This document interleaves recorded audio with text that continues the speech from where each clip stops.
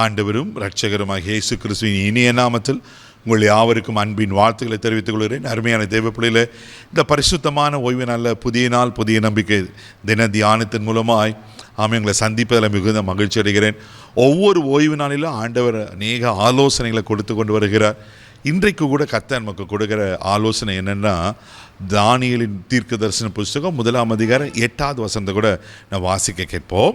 தானியேல் ராஜாவின் போஜனத்தினாலும் அவர் பானம் பண்ணும் திராட்சை ரசத்தினாலும் தன்னை தீட்டுப்படுத்தலாகாது என்று தன் இருதயத்தில் தீர்மானம் பண்ணி கொண்டான். தன்னை தீட்டுப்படாதபடிக்கு பிரதானிகளின் தலைவிடத்தில் வேண்டிக் கொண்டான். அல்லேலூயா. பாருங்க, தானியேல் பற்றி நம்ம நன்கு அறிந்திருக்கிறோம். தானியேல் ராஜாவின் போஜனத்தினாலும் அவர் பானம் பண்ணும் திராட்சை ரசத்தினால தன்னை தீட்டுப்படுத்தாதபடிக்கு என்ன பண்ணனாக்கா தன் இருதயத்தை தீர்மானம் பண்ணிக்கிறார். ஒரு நல்ல வாய்ப்பு.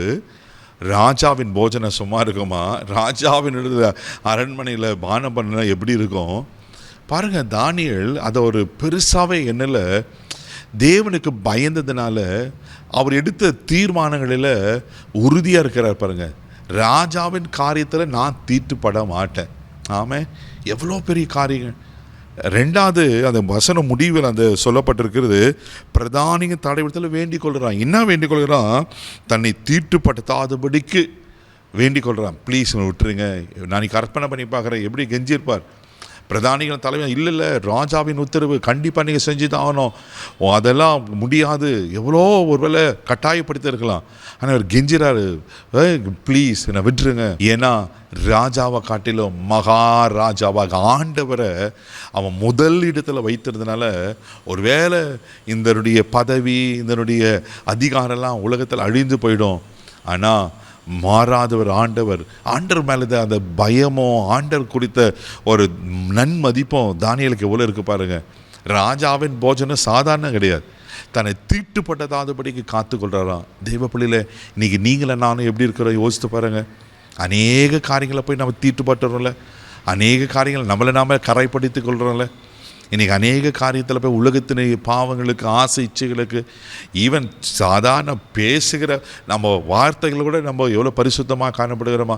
இன்றைக்கி சிந்திக்கிறதுல தீமையான காரியங்களை சிந்திச்சு அநேக காரியங்களை நம்ம ஆவி ஆத்மா சரீரமும் தீட்டுப்பட்டு தான் இருக்குது. இன்றைக்கி ஆண்டவர் சொல்கிறாரு, தானியேல் மேலே ஆண்டவர் நம்மோட பேசுகிறாரு, தீட்டுப்படாதபடிக்கு மேலே பாதுகாத்து கொள்ளுங்க. ஹல்லேலூயா. எபிரேயர் நிருபம் 12ஆம் அதிகாரம் 15வது வசனம் வாசிங்கன்னா, அப்போஸ்தலனாகிய பவுல் ஒரு காரியத்தை அங்கே சொல்கிறாரு, வாசிக்க கேட்போம்.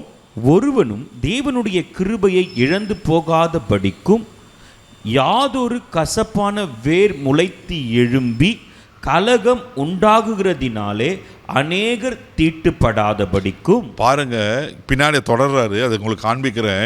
இங்கே சொல்லப்பட்டிருக்கு, தேவனுடைய கிருபையை இழந்து போகாதபடிக்கு. தெய்வ பிள்ளைகளே, நீங்களே நான் தீட்டுப்படாது இருக்கணும். அவர் கிருபையை நம்ம இழந்து போகக்கூடாது. காலைதோற கிருபைகள் புதுசாக இருக்குது. அவர் கிருபையில் நம்ம வாழ முடியாது. நாம் நிற்பது நிர்மூலமாகாத கிருபை. கிருபையை நம்ம காத்துக்கொள்ளணும். இங்கே சொல்லப்பட்டிருக்கிறது, யாதொரு கசப்பான வேர் முளைத்து எழும்பி கலக்கம் உண்டாகிறனால். நீங்கள் கசப்பான காரியங்கள், இப்படிப்பட்ட ஒரு உதாரணத்துக்கு கசப்புங்க சொல்லப்பட்டிருக்கு. அது போல் எத்தனை காரியத்தில் நம்ம தீட்டுப்பட்டு இருக்கிறோம்.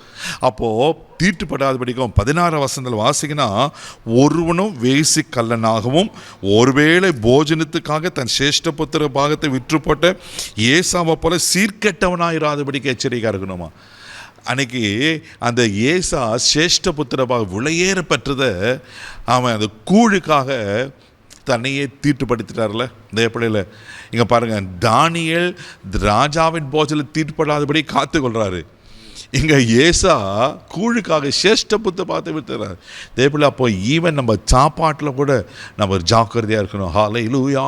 நம்முடைய வாழ்கிற வாழ்க்கையில் நம்முடைய பார்வை சிந்தனை எல்லாவற்றிலும் தெய்வ பிள்ளையில் முடிந்த அளவு நீங்கள் தீட்டுப்படாதபடி உங்களை காத்துக்கொள்ளுங்க. நாள் ஒரு நாள் வரும், கர்த்தர் அந்த ராஜ்யத்துக்குள்ளே நல்லது உண்மை உத்தமான ஊழியக்காரனை வா என் ராஜ்யத்தில் பிரவேசம் சொல்வார். நம்மளை பரிசுத்தமாக பாதுகாத்துக்கொள்ளலாம். கண்களபடி நாம் செபிப்போம். அன்பு தகப்பனே, ஆண்டவரே மக்கு ஸ்தோத்திரப்பா. தீட்டுப்படாதபடிக்கு ஆண்டவரே எங்களை காத்துக்கொள்ள உதவி செய்யுங்கப்பா. தானியேலை போல ஆண்டவரே ஒரு வைராக்கியத்தை தாங்கப்பா. ஆண்டவரே உமக்கு நன்றி. ஏசாவை போல நாங்கள் இராதபடிக்கு ஆண்டவரே தானியேலை போல பரிசுத்தமாய் காத்துக்கொள்ள உதவிச்சு இந்த நாள் முழுதும் கரப்பிடித்து நடத்தும் கிருபை கொப்ப கொடுக்குறேன் இயேசுவின் ஜெபக்கலம் பிதாவே, ஆமென். தீட்டுப்படாதபடி பாதுகாத்துக் கொள்ளுங்க. கத்தங்களோடு இருப்பாராக. ஆமென்.